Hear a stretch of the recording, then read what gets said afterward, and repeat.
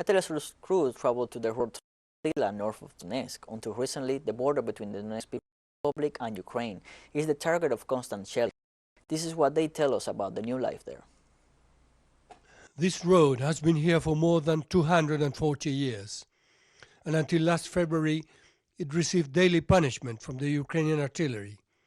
This demolished wall was the last shell on February 24, the starting day of the Russian special military operation in Ukraine. For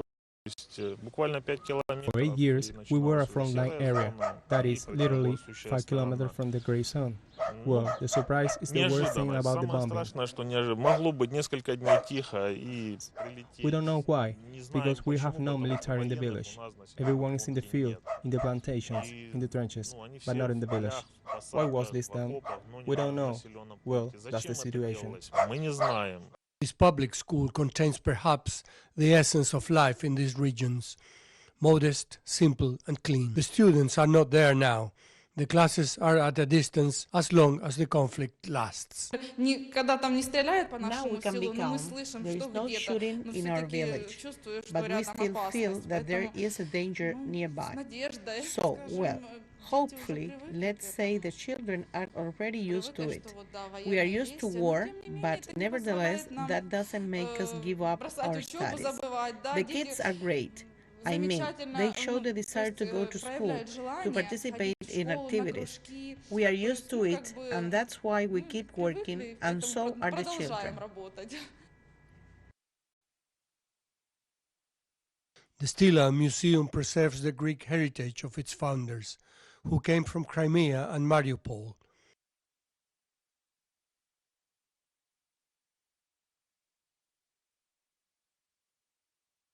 But also the most vibrant memories of the anti-fascist struggle, which today motivate the struggle for survival. My grandfather was a communist. He went to the front, and grandmother had two small children of 2 and 1 year old. My uncles and my grandmother were warned at night that they were on the redundancy list, that they would come for her in the morning. Elena Kudinova has her husband and son fighting for the complete liberation of the port of Mariupol, south of the Donbass. Now, my 18-year-old son is in Mariupol. They took away his childhood and they took away his youth. We are not against Ukraine. Let there be Ukraine.